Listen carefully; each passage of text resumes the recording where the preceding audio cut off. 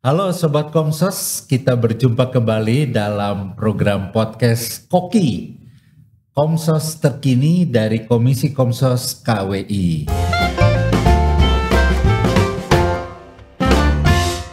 Sobat Komsos, hari ini saya Stefanus ditemani dua orang cowok yang ganteng-ganteng dan satu yang paling cantik di antara kita bertiga ini ya. Ada Mas Bram, Mbak Reni dan Mas Didi. Siap. Ya. Halo, gimana kabarnya nih semuanya? Senang ya sudah punya gedung baru. Luar biasa ya. Gedungnya keren banget, luas ya. Tiap hari ini olahraga dong. Lumayan. Iya, lumayan.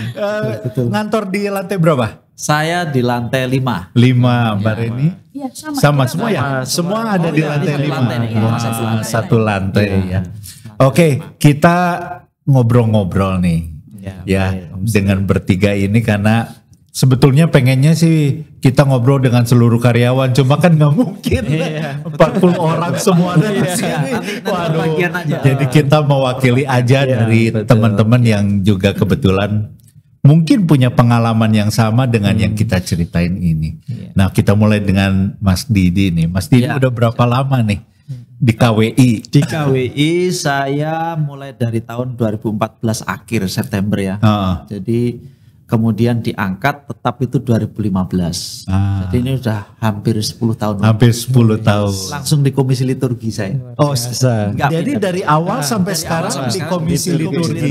Iya. Oh ya, kelihatan ya wajah kitab suci, wajah kitab suci. Wajah TPE. Wajah TPE.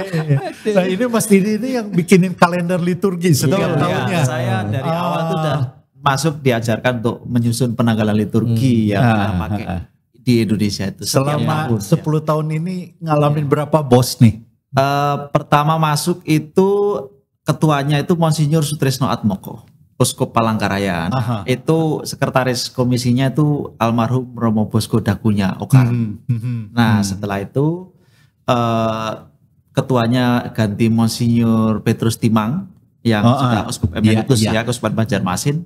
Sekretarisnya Romo Yohanes Rusai, Romo John dari Keuskupan Agung Kupang. Yang terakhir ini ketuanya itu Monsinyur Bidiarto dari Keuskupan Malang.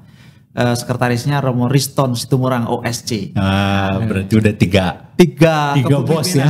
Tiga kepemimpinan. Iya. Kalau Mbak Reni di komisi apa? Saya di Komisi Pengembangan Sosial Ekonomi PSE. Sudah berapa lama nih gabung di KWI? Baru aja bergabung sih Pak, sekitar 2 tahun setengah ya. 2 tahun setengah. Iya. Dari pas awal itu sudah Monsinyur Samuel Otansidin, orang lengkap dari Sintang. Terus KLSD-nya dulu sempat merasakan kerja bareng sama Romo Ewaldus dari Sintang juga. Nah belum lama ini per Januari kemarin pergantian ke Romo Eko Aldilanta Okarem. Iya. Tapi Romo Eko juga tadinya orang PSE juga di Keuskupan. Di Malang ya? Keuskupan Malang. Keuskupan Malang, betul. Gitu. Kenapa bisa tiba-tiba Mbak Reni ini gabung di KWI? Kok bisa tersesat di sini? Bisa tersesat di sini gimana nih? Ceritanya gimana nih? Tadinya saya kan di Raptim, travel agentnya KWI kan. Nah, terus pada saat COVID itu kan Raptim sempat vakum. Kan? Nah, terus akhirnya saya ditawarkan untuk ke PSE. Sebenarnya agak takut juga karena kan bukan bidang saya ya Pak ya. Saya kan backgroundnya itu kan tiketing. Iya, jualin tiket ya. Iya, begitu. Mbak? Di 20 tahun Pak. 20 tahun Pak. Biasa saya ini Udah ngelotok Garuda. Udah tahu lebih kenal KWI. Dari gedung lama kan ya. Iya, dari gedung lama dulu. Oh, yang masih lama ya. Sebelum dulu di sini yang masih sini juga. Saya gabung itu Pasti ya. Iya, Bapak Uskup dan Romo-Romo bisa cari saya. Sampai sekarang masih tetap saya bantu sih. Jadi yang namanya berpikir itu di jari Pak. Udah bukan di sini udah kosong. Jari aja. Cepat aja. Mau kemana? Mau kemana? Oke. Tahu-tahu tiba-tiba nyemplung di sini kan. Iya. Terus udah gitu kan PSE itu kan banyak membantu untuk proposal-proposal di daerah-daerah yang membutuhkan kan. Contohnya mereka yang berkekurangan gitu kan, mereka minta proposal ke keuskupan, dari keuskupan ke kita gitu kan. Itu kan sesuatu dunia yang menurut saya baru banget gitu kan. Ini saya harus actionnya apa, saya harus bagaimana, nggak pernah nangani gitu kan. Dari tingkat keurusan macam itu. Iya, terus tiba-tiba kita harus, oh ini boleh ya kita kasih ya, oh ini tidak ya, ini kenapa ya gitu kan. Iya, betul, kadang-kadang betul. jadi pertimbangannya apa gitu ya. Kan kadang-kadang ada atas dasar apa sih saya ditolak gitu kan. Terus oke, saya di approve, tapi nanti setelah itu laporan saya harus bagaimana gitu. Sedangkan saya kan mungkin ketika peralihan itu belum semuanya ilmu diturunkan kan. Jadi kan kita ngeblank Pak. Jawab apa ya? Ya kan. Kalau kita ngomong nanti salah gitu. Akhirnya awal-awal saya bilang oh ya tunggu sebentar nanti saya cari tahu dulu gitu kan. Dari situ ya belajar sih, puji Tuhan walaupun sekarang belum pintar-pintar amat tapi saya berusaha Pak. Udah ngerasa nyaman belum sekarang? Atau nyaman. Masih berpikir tiket? Masih berpikir tiket Mimpinya masih mimpi isi tiket. Pernah pertemuan nasional selama di PSE? Oh itu malah mengalami pertemuan nasional. Langsung Gitu. Begitu gabung langsung pertemuan nasional. Langsung pertemuan nasional dan saya bingung kan, ini apa ya? Ini ngapain ya? Waktu itu pas di Bali kan. Iya, terus untungnya sih karena kita dibantu sama panitia lokal. Akhirnya masih terbantu lah ya. Mungkin kalau saya dilepas sendirian nangis kan. Ngurusi berapa itu? Banyak kan keuskupan se-Indonesia. Banyak, iya kan. Betul. Itu dia. Ya belajarnya masih sampai sekarang sih Pak. Karena nggak mudah ya. Iya memang. Tapi kan semua juga tetap harus belajar terus sih. Ya, baik yang udah 2 tahun mau yang udah 20 tahun ya tetap kita kan masih belajar. Harus cari tahu. Mas Bram gimana nih? Mas Bram, di mana nih? Di divisi apa ini? Saya mau cerita pertama kali saya tuh masuk tahun 2012. Oh lebih lama dari 2 tahun Didi ya? Jadi 2 tahun sebelum Mas Didi, lalu saya itu ditempatkan di Dewan Moneter. Lalu saya kan backgroundnya kan accounting ya. Terus saya dunia kerja di asuransi Wanatata. Lalu di Demon terus karena audit internal sini, terus 6 bulan di Demon, lalu dipindah ke Dokpen sampai sekarang 12 tahun saya di Departemen Dokumentasi dan Penerangan. Berarti di Demon gak terlalu lama? Ya, gak terlalu lama. Lalu ya tetap memegang keuangan. Lalu kalau di Dokpen ya kami ini buku. Ngerjainnya apa aja tuh Dokpen itu? Dokumen gereja dari Vatikan. Ya, lalu ada ensiklik, surat-surat kayak dokumen itu diterjemahkan segala macam oleh Dokpen. Iya, betul. Dari bahasa Latin, lalu bahasa Itali, Inggris juga ada, lalu diterjemahkan ke bahasa Indonesia, lalu dicetaklah sebuah buku. Jadi setiap dokumen yang keluar dari Vatikan yang terbaru atau apa kita langsung lempar, baik karena yang liturgi ini dokumen punya liturgi itu kami lempar ke dosen. Kadang-kadang kami semua gitu nggak sempat untuk menerjemahkan. Wah ini minta tolong dokumen untuk misalnya dokumen yang terakhir liturgi itu dokumen di liturgici. Ya itu juga kami yang menerbitkan. Itu kerjasama kami dengan komisi-komisi yang lain. Selain menerbitkan liturgi, dokumen ada apa lagi? Selain dokumen KHK, kitab hukum kanonik mereka. Nah itu kitab hukum kanonik itu adalah aturan-aturan ini tentang hukum gereja yang dipakai oleh para romo dan juga para seminari. Kalau mau menjadi calon seminari mau jadi romo itu wajib gitu. Dokumen konsili juga ini ya? Ya, dokumen konsili Vatikan kedua juga kami. Yang menerbitkan. Kalau nggak ada dokumen gimana? Iya, nggak bisa baca. Iya, nggak bisa baca dalam bahasa Indonesia. Iya, soalnya bahasanya semua. Iya. Itu banyak ya yang menerjemahkan. Banyak. Tenaga penerjemahnya banyak. Karena tenaga penerjemahnya kami biasanya pakai romo-romo yang ahli di bidangnya. Misalnya kalau liturgi mungkin Romo Martin Harun. Ada spesialisasinya. Ya. Tenaga penerjemah dari spesialisasi. Jadi betul-betul terjemahnya ngerti ya. Tapi juga ada juga yang dari Romo kepala saya sendiri, kepala dokpennya juga. Kalau dulu kan saya sempat masuk itu waktu itu Romo Adi Susanto SJ. Lalu beliau yang menguasai Latin juga. Jadi yang ditempatkan yang biasanya bisa menguasai Latin di dokpen, karena kan rata-rata dokumen dari Vatikan tuh bahasa Latin, kalau nggak Itali. Nah itu diterjemahkan dari ke Indonesia, ke bahasa Indonesia gitu. Oke nih Sobat Komsos, jadi kita udah sedikit mengenal ya. Ada dari liturgi, ada dari PSE, dari dokpen juga. Nah yang kita pengen tahu nih, dengan adanya gedung baru ini kan dulu di gedung lama pasti jadi sangat berbeda ya, bukan karena sekarang lebih luas tapi mungkin suasana dan sebagainya. Bisa diceritain mungkin gimana nih pengalaman perbedaan yang terjadi, walaupun mungkin pindahannya masih belum terlalu lama ya, tapi mungkin udah merasakan ada perbedaan-perbedaan. Gimana nih?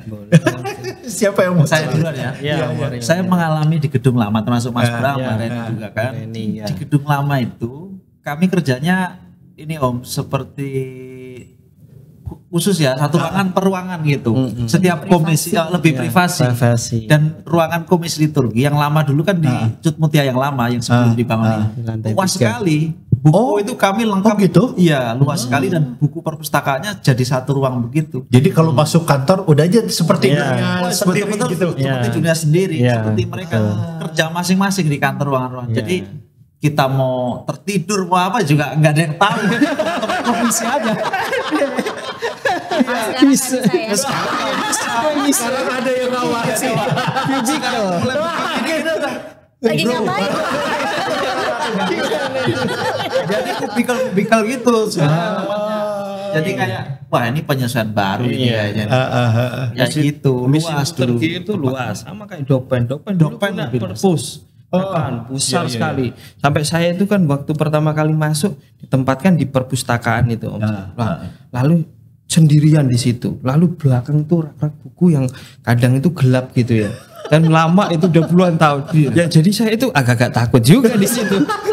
Gimana? Saya buka aja tuh pintu luas-luas. Jadi kalau orang berkunjung mau pinjam buku ya saya layani. Jadi punya perpustakaan sendiri, dan itu perpustakaannya masing-masing komisi juga nitip di situ di tempat kami. Lalu pas pindahan itu Bro, kan masih ingat tuh. Perasaan dokpen paling lama ini punya paling terakhir. Pas kami pindahan kami bantu ngangkat. Dibelikan Romo tuh alat untuk dongkrak gitu kan. Perasaan udah habis, dibuka lemari masih ada buku lagi. Buka lemari masih ada kertas lagi. Itu paling banyak. Jadi dulu waktu dipindahin itu terus dikemanakan dulu? Nah, itu kami letakkan di Rumah Purwakarta dulu. Rumah Purwakarta, Jalan Purwakarta di sana. Jadi itu sementara buku-buku yang dari perpus, dokumen-dokumen sidang, dokumen gereja, semuanya di sana. Dokumen 30 tahun. 30 tahun juga di sana. Pindahkan bongkar semua. Terus sekarang dibalikan lagi. Ada belum jadi nanti rencananya. Masih di gudang Purwakarta. Pindahannya ini luar biasa lagi. Kemarin juga ada sempat lagi kejadian itu. Waktu kita mau tahun 2 tahun yang lalu itu bulan Desember kalau nggak salah itu. Tiba-tiba itu kan atap di atas tuh mau dibetulkan yang Rumah Purwakarta. Ambruk itu plafonnya. Kena itu buku semua itu.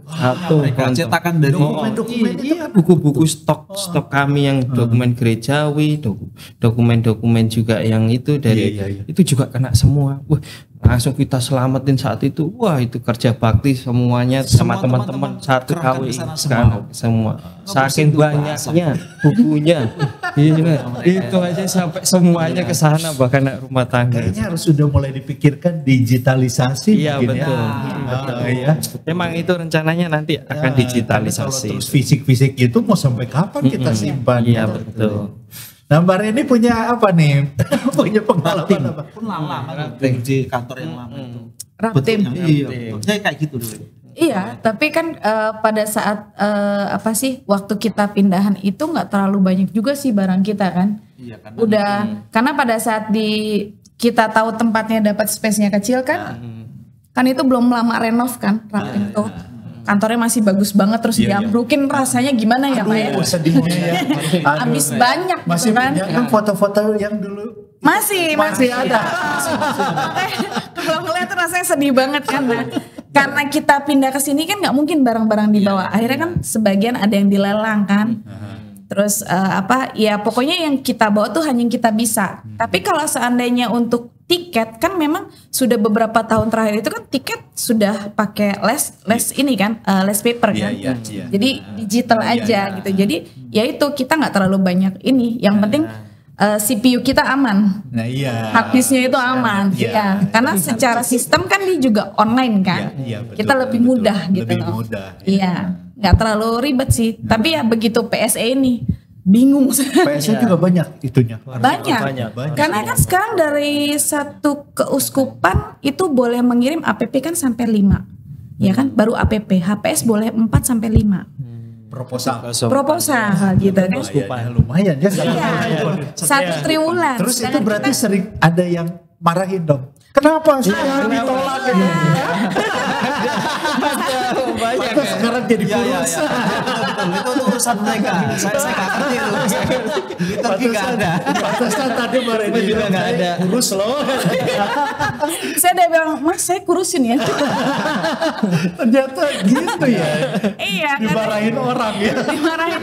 Kalau seandainya belum ditransfer kan, ini kok belum ditransfer ya? Sabar ya gitu kan.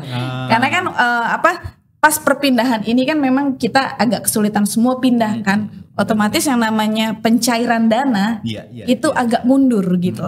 Nah itu kan banyak dikejar. Sampai saya bilang, gue berasa kerja, ini gue berasa punya utang di debt collector ya. Dikejar. Duit bukan duit gue ya. Karena ini Om, di setiap komisi itu sekarang banyak yang satu sekretaris, satu staf. Iya. Satu sekretaris, satu staf. Sekretaris sendirian.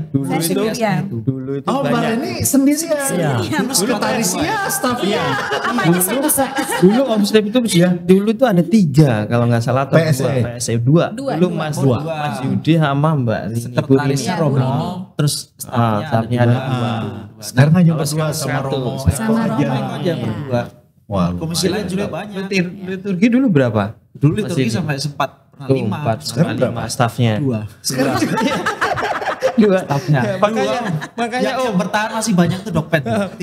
Makanya bukunya banyak. Lihat sendiri kan komputernya ada 3 digit ini kayaknya.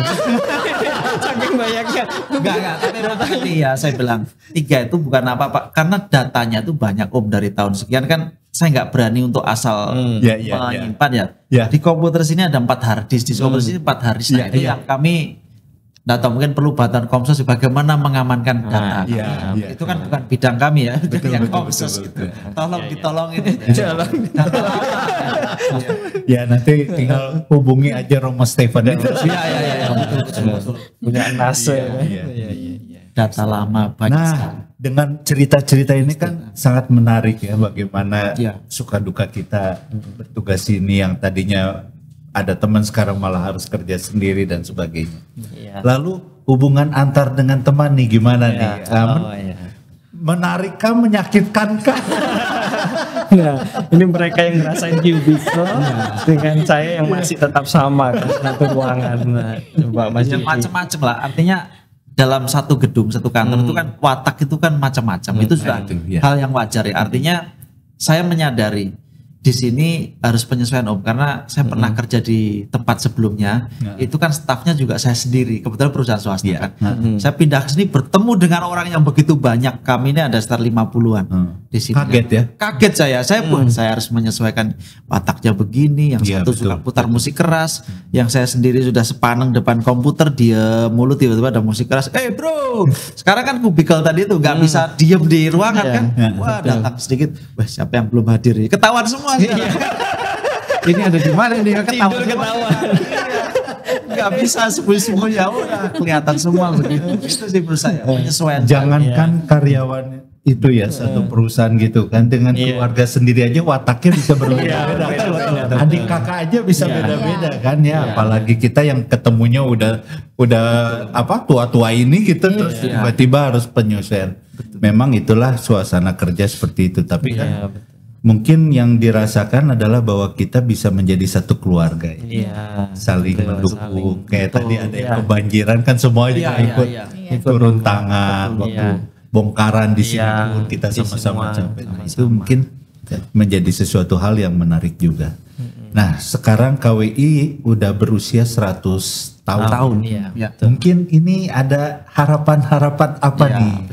Ya, dengan gedung baru, dengan usia yang udah 100 tahun ini, mungkin ada usulan atau harapan apa yang siapa tahu? Misalnya perlu komputer baru kah? Bram dulu biar harapannya apa? Terus batenin. Kita biar jalannya ke sini. Kalau harapan ya Om Steve, harapan kalau di gedung yang baru, karena gedungnya baru dan besar gitu kan.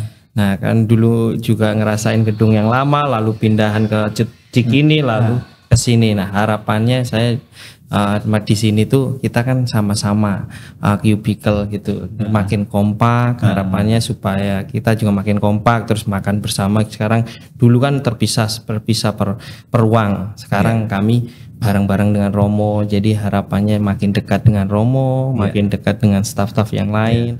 Lalu juga harapannya manajemennya ya untuk di KWI juga lebih baik lagi gitu. Oke, Mbak Reni. Terus lebih kompak aja sih Om. Lebih kompak ya? Iya, lebih kompak karena kan kita sekarang jadi satu kesatuan kan. Ya segala sesuatu yang mungkin tadinya kita berbeda, kita belajar untuk gimana sih kita menyesuaikan. Saling peduli. Saling peduli. Ayo maju. Ini udah 100 tahun loh, ya kan.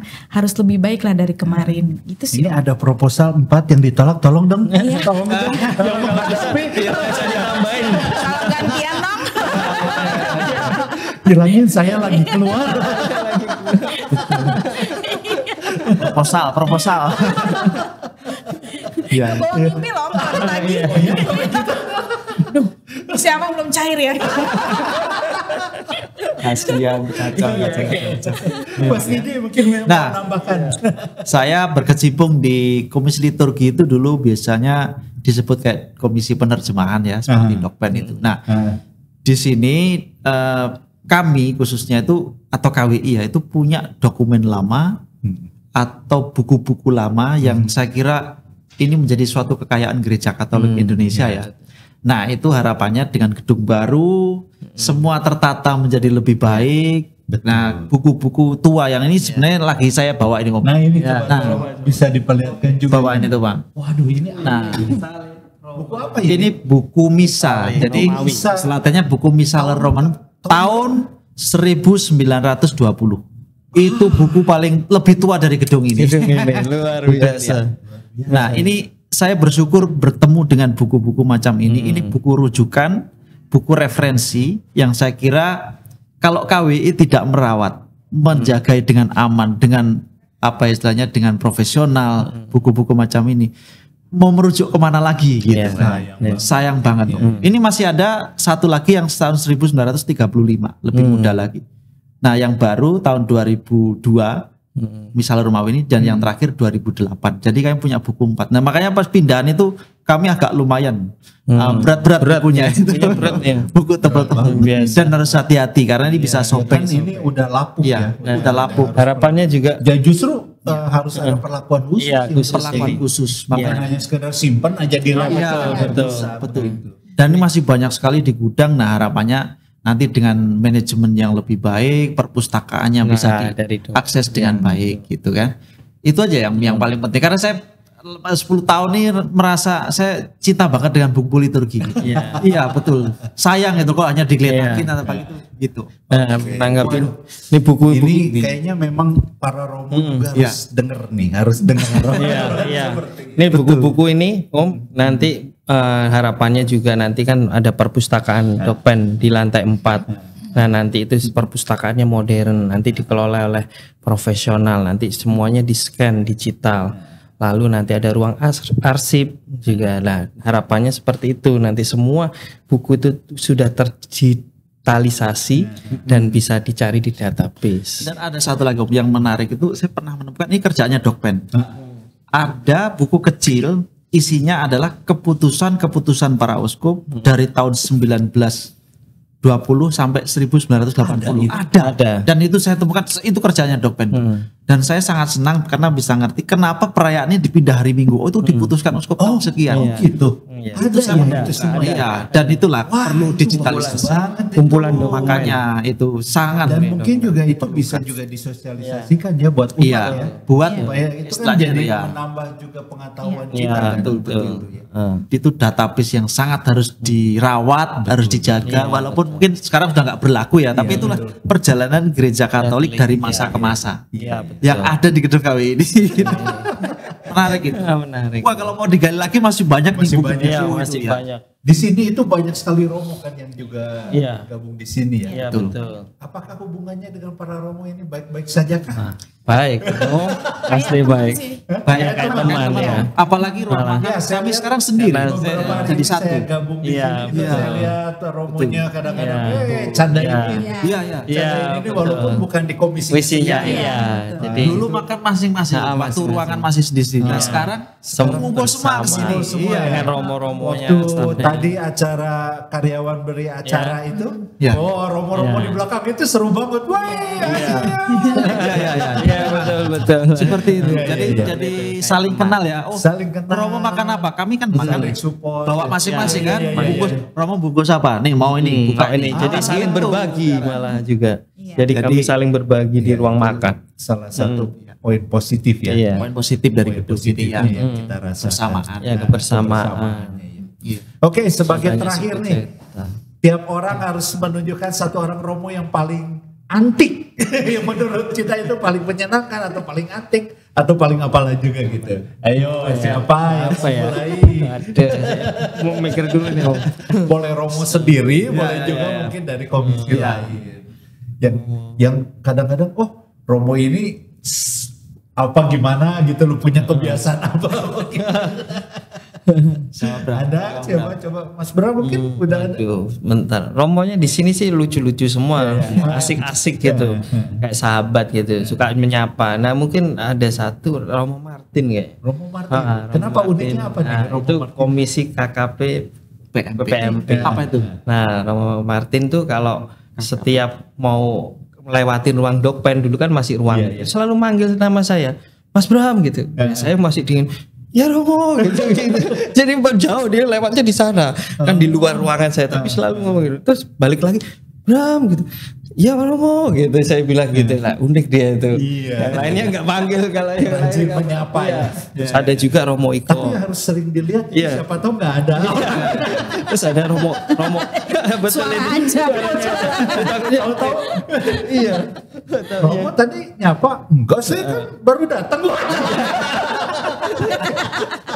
Betul takutnya bukan Romo ya, takutnya apa gitu ya.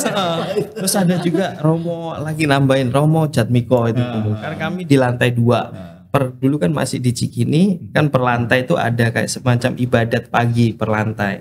Kalau yang pagi itu paling rajin itu 7:30 udah mulai ibadat pagi. Yang lantai 1 jam 7:45 dia lewat 15 menit. Yang lantai kami yang paling molor. Ini jam 8 baru mulai. Nah, di sini tiap pagi ada ibadat pagi dia. Ada dulu doa bersama. Lalu ada Romo Jatmiko itu komisi seminari itu suka manggilin tuh, ngabsenin. Ayo, kebiasaan Bram, Bu Rahel, terus yang lain-lain gitu. Ayo kita ibadat pagi, diabsenin. Wah, kita kan mau nggak mau, ya Romo, ya langsung ke sana. Ya kebiasaan dengan para peranter jadi ya komisi seminari. Iya betul. Jadi kemarin ini ada apa nggak? Pastor siapa nih yang? Iya, bapak saya sendiri sih. Oh iya, paling antik ya. Antik banget. Iya. Kesannya cuek ya? Cuek banget. Betul. Tapi orangnya care. Cuman memang kelihatannya kalau dari semua romo di sini paling santai. Iya, itu paling santai banget gitu. Nggak ribet lah kalau romo ikut. Sampai kemarinan beliau itu kan perokok kan. Iya. Nah di ruangan itu kan nggak nyaman karena kan nggak boleh ngerokok. Boleh ngerokok di ruangan sekarang. Apalagi di gedung baru. Gedung baru harus ke lantai 9. Akhirnya bilang, Ren, Kowe tak pakai ruanganku aja. Aku mau di lantai 9. Mau ngapain Romo? Aku mau kerja. Sambil ngerokok sebenarnya. Mau ngasap. Iya, ngasap. Menjupai. Iya. Mas ini siapa nih? Ya, kalau saya Romo Heri. Kopi Sihak. Nah, menurut saya unik nih Romo Heri ini. Iya. Dia kan beberapa teman itu kan sulit menghafal nama ya di sini dia ya. Ketemu sekarang besok lupa lagi. Nah, itu ke tempat saya itu dia selalu ingat Mbak Putri. Itu baru ingat ya. Terus yang lain kadang-kadang enggak. Mo, kemarin Mbak Putri hafal, saya kok enggak. Oh iya. Pernah nyebut siapa ya waktu itu di apa namanya? Pak John atau siapa tuh? Salah nama. Iya. Dari sekjen. Iya, padahal berkali-kali masuk itu. Romo enggak hafal-hafal nama saya. Kamu sih ini kan Pius padahal John. Hafalnya Putri. Harapannya di kantor baru ini bisa ingat semua. Yang cubicle gitu. Baru gitu. Nah, ada lagi, boleh satu lagi ya. Kami ini kan tidak semuanya Romo Om, sekretaris apa namanya tuh? Sekretaris itu ya, ada susternya juga, misalnya SGPP ya, itu kan dia Suster Stefani. Nah, ini juga unik juga nih. Uniknya itu kan dulu kami waktu sebelum pindah ke sini kan bisa masak ya. Di ruang kami kan punya teko gitu kan. Nah, suster ini jam 11:30 itu wah sudah masak gitu. Bentar lagi pasti dia manggil, bener dia datang udah jam 12:45. Romo masih di makan dulu gitu. Berarti udah ada makanan, dia udah masak gitu. Nah, itu yang bisa dilakukan. Nah, sekarang yang belum bisa karena kan ruangannya nggak bisa masak di ruangan sekarang. Ada yang hilang. Ada yang hilang. Iya, betul dulu lebih nyaman ya kayak rumah sendiri. Kayak rumah sendiri. Iya. Sekarang ya menyesuaikan. Tapi Suster Stefani jangan kalau nonton ini jangan itu ya, jangan berhenti masak ya. Masaknya nanti sebenarnya unik-unik Om. Sebenarnya unik-unik ya. Masing-masing di sini ya.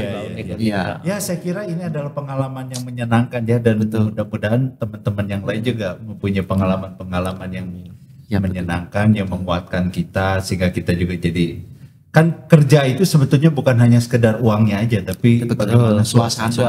Iya, betul. Nomor satu suasana. Kita punya salary yang tinggi, tapi suasana sana sikut ya, kita juga nggak akan merasa betul ya. Oke, saya kira waktu juga nggak panjang lagi. Mudah-mudahan Sobat Komsos bisa juga menikmati nih cerita-cerita untuk ini, dan kita mengambil pesannya bahwa ya di dalam sebuah pekerjaan kita harus bawa dengan kebahagiaan, dengan kebersamaan, saling membantu, saling peduli, dengan membawa suasana yang menyenangkan, maka hasilnya pun akan baik. Amin. Dan saya harapkan juga harapan dari teman-teman ini juga nanti didengar, siapa tahu KWI akan lebih maju. Iya. Terima kasih. Terima kasih Mas Dra, terima kasih Mas Stef. Sobat Komsos, sampai demikian jumpa Koki berikut ini. Nanti kita akan berjumpa lagi dalam podcast Koki berikutnya. Sampai jumpa, dadah.